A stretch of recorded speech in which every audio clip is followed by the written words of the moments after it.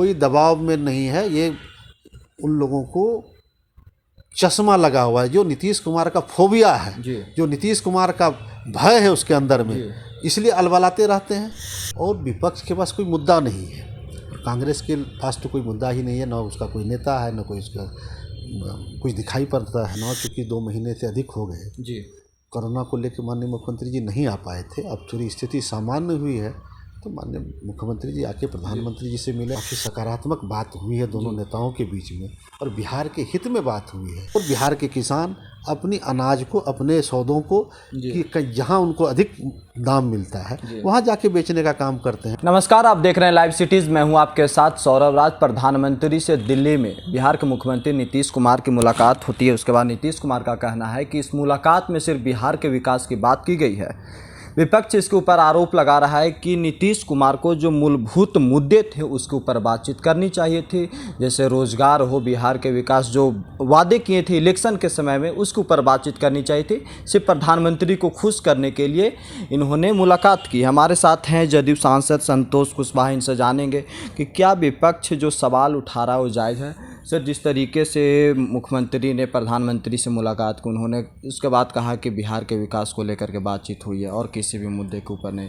विपक्ष आरोप लगा रहा है कि रोज़गार के ऊपर बात करनी चाहिए थी, बिहार में हेल्थ सेक्टर कैसे सुधारा जाए उसके ऊपर बातचीत करनी चाहिए थी। प्रधानमंत्री को खुश करने के लिए सिर्फ आए हैं। देखिए, जहाँ तक मुख्यमंत्री जी का दिल्ली दौरा है जी, चुनाव के बाद एक शिष्टाचार मुलाकात होती है जी, और बिहार के विकास को लेके जी, और माननीय मुख्यमंत्री जी प्रधानमंत्री जी से कल मिले हैं और काफ़ी विषय पे चर्चा हुई है।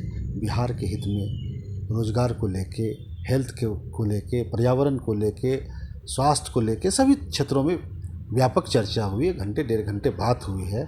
और विपक्ष के पास कोई मुद्दा नहीं है, और कांग्रेस के पास तो कोई मुद्दा ही नहीं है, ना उसका कोई नेता है, ना कोई उसका कुछ दिखाई पड़ता है जी। और जहाँ तक स्वास्थ्य के क्षेत्र में, आपको मालूम है कि बिहार में दुनिया का सबसे बड़ा अस्पताल बिहार के अंदर बनने जा रहा है। 5000 के लगभग बेड का अस्पताल बिहार के अंदर बनने जा रहा है। ये बड़ा काम है। और प्रधानमंत्री जी से मिलने के लिए माननीय मुख्यमंत्री जी कल आए थे, और चुनाव चूँकि 2 महीने से अधिक हो गए जी, कोरोना को लेकर माननीय मुख्यमंत्री जी नहीं आ पाए थे। अब थोड़ी स्थिति सामान्य हुई है तो माननीय मुख्यमंत्री जी आके प्रधानमंत्री जी से मिले, हम गृह मंत्री जी से मिले हैं, और काफ़ी सकारात्मक बात हुई है दोनों नेताओं के बीच में, और बिहार के हित में बात हुई है। इसलिए विरोधी क्या बोलते हैं, कोई इशू नहीं है। कांग्रेस के लोगों के पास कोई मुद्दा नहीं है और विरोधियों के पास कोई मुद्दा नहीं है। तो घुमा फिरा के कुछ बोलना है तो बोलते रहना है। और नीतीश कुमार जी काम करने वाले लोग हैं, बिहार को कहां से कहां ले जाने का काम किए हैं। ये किसी से छिपी हुई नहीं है। सड़क के मामले में, स्वास्थ्य के मामले में, बिजली के मामले में, तमाम क्षेत्रों में जो काम हुआ है बिहार के अंदर में, किसी से छिपी हुई नहीं है। उन्होंने मुलाकात के बाद कृषि कानून का समर्थन किया। विपक्ष इसके ऊपर कह रही है कि नीतीश कुमार प्रधानमंत्री के सामने बिल्कुल सरेंडर कर चुके हैं। डर के कारण उन्होंने सरकार में बने रहने के लिए कृषि कानून का समर्थन कर रहे हैं। देखिए, आपको एक बात की जानकारी होनी चाहिए कि नीतीश कुमार जी जब की सरकार बिहार में 2005 में आई जी, तो माननीय मुख्यमंत्री जी ने बिहार में APMC एक्ट लागू किए और बाजार समिति का विघटन किए। आज किसानों को उसका फ़ायदा मिल रहा है।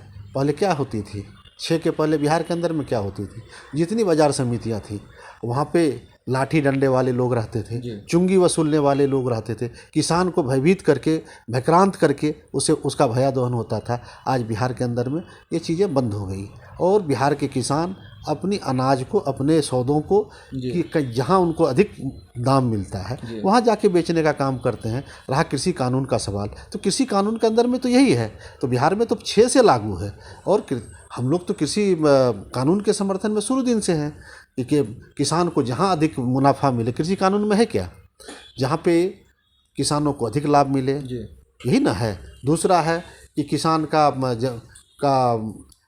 बटाई आज भी हमारे यहाँ कॉन्ट्रैक्ट फार्मिंग जिसको कहते हैं, और हम लोग बटाई कहते हैं।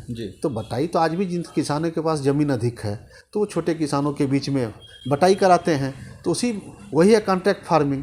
तो इसमें कोई विषय नहीं है, वो तो किसान के अपने विवेक पर है कि हमको स्वयं खेती करना है कि हमें किसी को कॉन्ट्रैक्ट फार्मिंग देना है। इसमें कहाँ विषय है? कोई विषय कहना है कि नीतीश कुमार दबाव में मोदी जी का समर्थन कर रहे हैं। कोई दबाव में नहीं है, ये उन लोगों को चश्मा लगा हुआ है, जो नीतीश कुमार का फोबिया है, जो नीतीश कुमार का भय है उसके अंदर में, इसलिए अलबलाते रहते हैं। विरोधियों को काम नहीं है, विरोधी बेरोजगार बैठे हुए हैं, उनको कोई मुद्दा नहीं है, काम करने वाले लोग हैं नीतीश कुमार जी, उनके बारे में कुछ बोलते रहना है। बिहार में मंत्रिमंडल का विस्तार हो चुका है, क्या लग रहा है सर कि नए मंत्रिमंडल के विस्तार के बाद बिहार में जो विकास की रफ्तार और तेज़ होगी? उद्योग मंत्री बदले गए हैं, PWD मिनिस्टर बदले गए, क्या इन लोगों के बदलाव से बिहार में कुछ आगे होगा सर? निश्चित रूप से बिहार में 2005 से व्यापक परिवर्तन हुआ है, काफ़ी विकास हुआ है और जो बिहार में जो विकास के कामों को और गति देने के लिए नए नए युवा चेहरा को मंत्रिमंडल में लाया गया है, नई सोच के साथ, और बिहार का जो विकास है और आगे तेज़ी से करने का काम नीतीश कुमार जी के नेतृत्व में सभी मंत्री करने का काम करेंगे, ऐसा मेरा भरोसा है। चलिए, शुक्रिया सर, थैंक यू।